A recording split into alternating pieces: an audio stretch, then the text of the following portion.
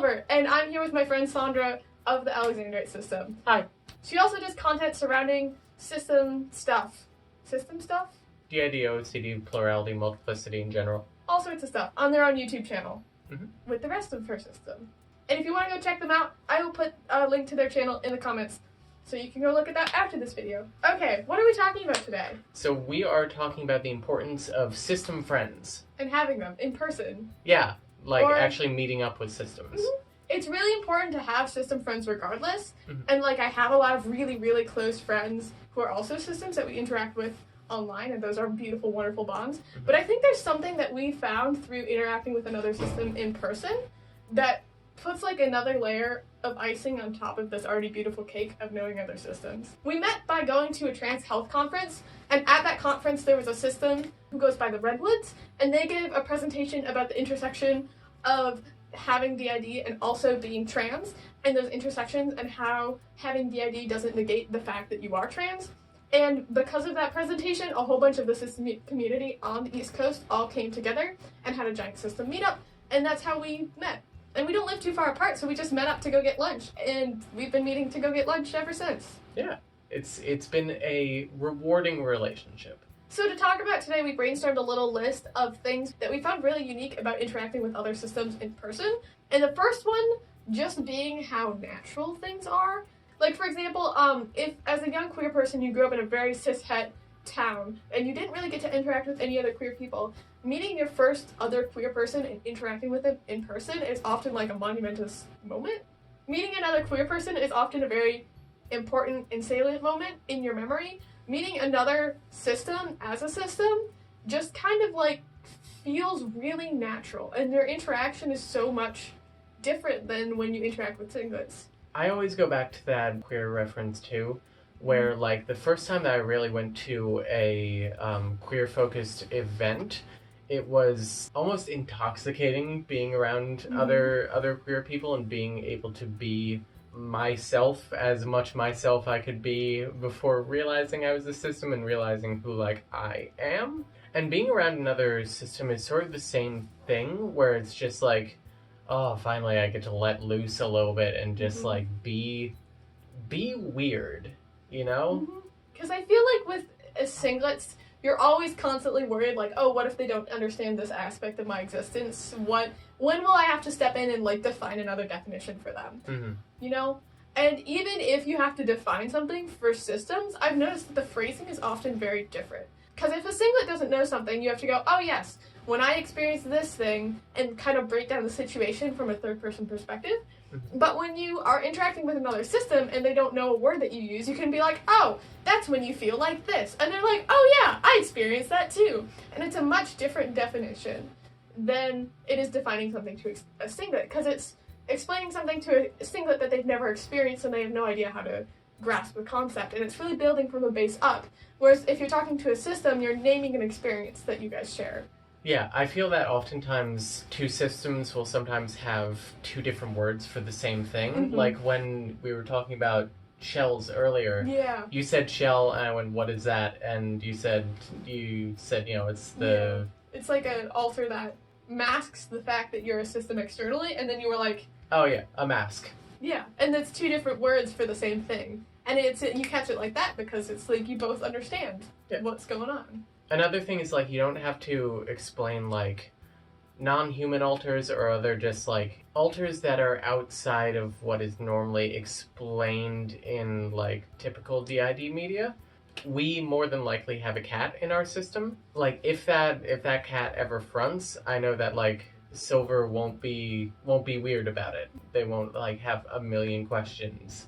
I feel like if that happened and you had questions, it would be, like, more respectful questions and not, like, so you think you're actually a cat right now? And Yeah. you don't have to, like, dumb it down, you know? You don't have to be like, no, I mean, I know logically that I'm not a cat. I know that, like, if one of our littles fronted, you wouldn't have to explain why you're suddenly acting like a child. Yeah. And go through the whole, like, oh, this is because X trauma process, and, like, this is blah, blah, blah. Like, you don't have to start from the ground up for someone externally to just accept it. Whereas I feel like for a lot of singlets, you have to start from the ground up and really like build that to even have them come close to accepting some alters that they might not have already heard of. Something that we run into a little bit is that Lorien is an interject of someone who exists and who we see actually pretty frequently often. And I think for people who know both us and the person that Lorien is an interject from, it can be a little weird for me to literally say, oh yes, this alter is an interject of this person you've been interacting with for years, and have them kind of like look at me weird. I could imagine people who like don't get that idea being like, that's unsettling, maybe? Yeah. Whereas another system is like, oh yeah, I probably have one of those too. Yeah, exactly. Or like, oh yeah, I know a friend who has one of those, or I know another system, or like, yeah, makes sense. It's all about being like more familiar with the experience, you know? It's talking to someone who's lived it themselves is just such a different feeling than talking with someone even who's like studied it their whole lives. Like, it's still a whole different level of knowledge, I think. Also, when somebody else switches to the front, I feel like singlets expect an introduction to like know all about who this person is, or alternatively, they don't treat that person any differently. Whereas I feel like systems have this happy middle ground where they'll be like, you know, who's fronting right now, and then treat that person differently enough that they... Does this make sense, what I'm saying? It's like you acknowledge that they're a different person and you treat them as themselves, like you treat each alter as their own individual, but you also understand that all those individuals occupy a body. And for example, if the switch happens mid-conversation, you'll often ask the person who's fronting, ask them if they like check in, make sure that they're like grounded, and then just keep going on with the conversation.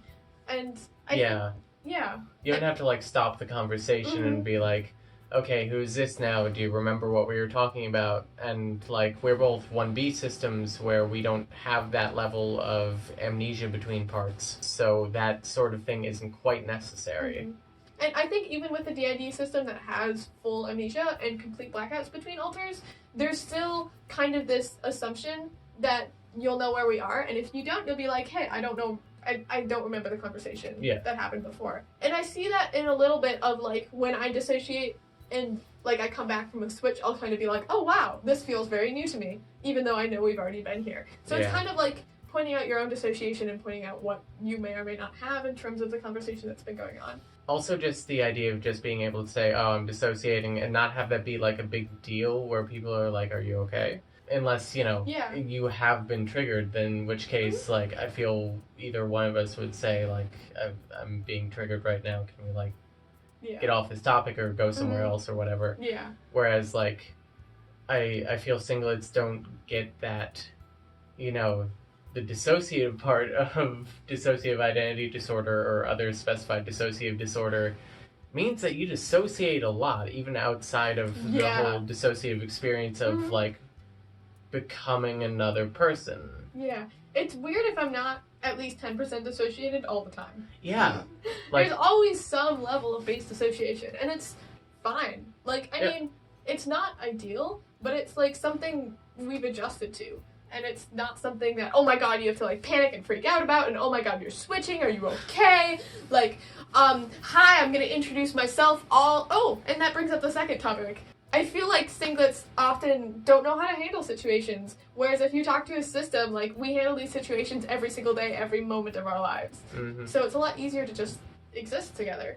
A lot of singlets assume that new alters that they haven't met don't know about them, and that it's very black and white, very stereotypical DID, whereas, like, all my alters, even ones that haven't met or interacted with my partner, know about my partner and have formed opinions on my partner before they've even met, because they have mind-dissociated memories, and they also have heard me talk about my partner to the rest of my system. So it's not like this weird black and white, like the first time you ever interact with an alter, they'll have no idea where they are, what's going on, or who you are. It's actually a lot more like the sliding scale. And when you're dealing with another system in person, we're so used to that sliding scale of, like, most of the time it is going to be in that in-between place. Most of the time the alter will probably know what's going on or, like, what's happening. Even with DID systems with full amnesia, it's not full amnesia, full blackouts all the time either. So even if we interact with like DID systems like on that scale with full amnesia, like it's still like a range of expectations. And I feel like especially with singlets dealing with systems, they only expect that all the way on the corner there, that you have full amnesia, full blackouts. I also feel like with when you're talking to singlets and there is a switch or there's like sort of blending, you have to like give a hard line somewhere or else they tend to not really get it. If right now Claudia was 50% with me, I would have to either decide on some level whether I'm going to say this is Claudia or whether I'm going to say this is Sandra still. Or I suppose whether we would say that at that point because she would be in enough. I feel like it's just another level of understanding where it's like you understand that it's blurrier than that. It's less hard than that. Yeah. I feel like we're just talking around like basically a lot of singlets. DID and OSD is such a complex, like deep issue that has so many little like twists and turns, and for each system each twist and turn is a little bit different. It's very rare for a singlet to actually do enough research on DID and OSD to understand it to a conversational level with another system. And so oftentimes you end up having to dumb down your experience and how you're existing in the world to get it to a point where singlets can understand. And there are some singlets that are wonderful and like have done all that research and are like supportive and great, and I really appreciate them. But like for the majority that's usually not the case. And it's like it's not something I hold against them because again it took me like years and years of research to even understand myself and our system. Like it's a lot and I understand that. It's just nice to have someone where you don't have to do all that education. Yeah. Yeah. And also just being able to just have that be the topic of conversation for an extended period of time because since finding out about the system like 9-ish months ago, it's been something I've really just wanted to talk about all the time. And like, God, my partner can tell you how often I talk about this, but it's something that like affects us all the time. And it's hard not to talk about something that is constantly going on with you.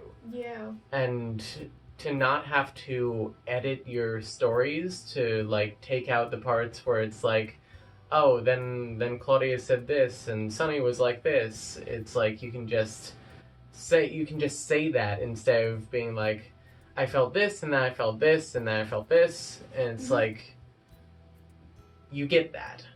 And again, that ties all the way back to the definitions, because like I can say that to most of my singlet friends, but I'm willing to bet there's probably a definition in there.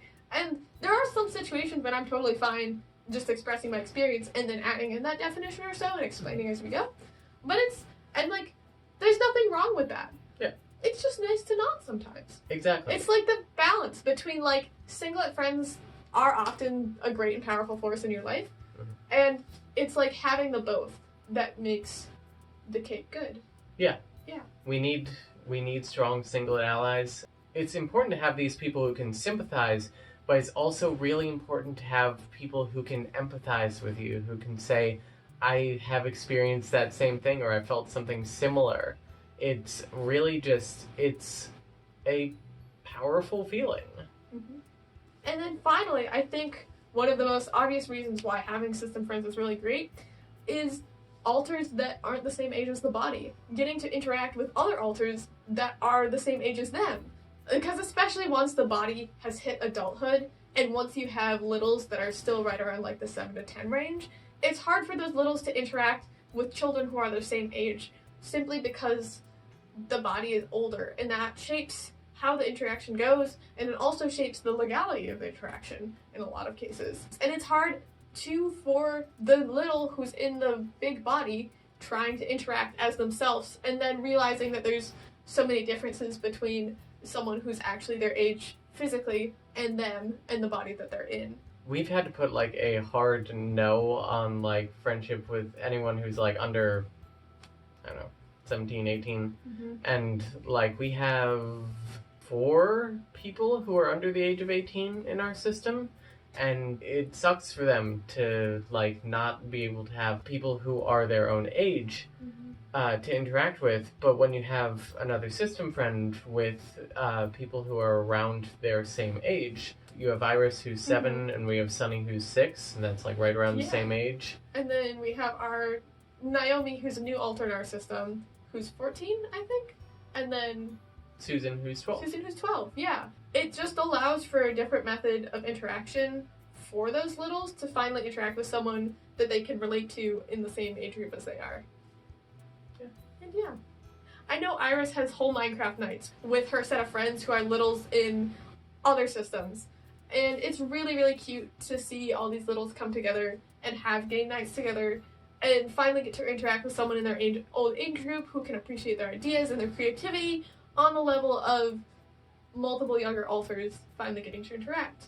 I mean, another thing I've noticed is even while recording this video, because systems live in a primarily singlet culture, and because we have to constantly correct our language in public to reflect singular pronouns, like there's a couple times I've said I in places where I could have said we, or like there's a couple times I've said my instead of our, and like those are just slip-ups that come from the fact that I live in public that does not accept systems. And like, being with another system, I mean, you automatically get that. And you automatically understand that, like, even when I make those slip-ups, it's not because it's my fault or because there's anything weird going on with our system or because we might not be a system, but it's more just because that's what I have to say every single day in my life when I'm out ordering coffee. And, like, it just comes in accidentally in language.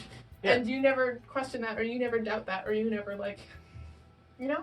Yeah, the first time that we, like, really talked face-to-face out in public, my brain kind of like went into panic mode for a little bit because it's like, what if someone hears us? What if like we're not being seen as normal people right now? But it's like, who cares? Like, yeah. Also, there's 2 of us. Exactly. If it's multiple people, it like does not matter. Exactly. Whereas like if you're saying we and you're by yourself, it looks weird. But even just beyond that. I mean, I think we got a weird look today at lunch when we were talking about littles at the Did we? table. We did. It was from those 4 blonde girls that were getting smoothies. One of them, like, looked at us when we were saying littles, but I just looked back and I'm like, hello. There's multiple of us. We didn't outnumber them, but because we were in a group, I don't know. It felt, like, nicer and safer. We outnumbered them in spirit. Yes! We outnumbered them not bodily, but in the amount of people there. 30-4. Oh, God. Are we 30 combined now? I don't know. I don't know. We've been getting new people. I haven't counted. 14? Like 13, 14? Oh wow, we are almost 30. Yikes. Not that it's a bad thing, it's just like... No, it's just like more people to keep track of. Yeah. Yeah, it's like when your friend group gets larger, you have to work a little harder to make sure everyone's schedule fits. But ultimately, they're all your friends and you love all of them. Yeah. Are there final thoughts? You know, I'm just gonna say that it's been super nice to get to know you in person, to know like just another system in general in person, but you are a cool person. You are cool people. We try our best. So I think that about wraps up the conversation we're having. And if you really like this content in our collaboration, there will be one on the Alexandrite Systems channel about the differences between systems and how even 2 OSCD 1B systems can be different from each other in a lot of surprising ways. You won't believe how many ways we're different from each other. If you want to go check that out, that link will be down in the description, and we'll probably try to post them at the same time, so you can check out both of them. So, thank you so much for hanging out with us, and we all hope you have an absolutely wonderful day. Bye. Bye! Yay! That's a video!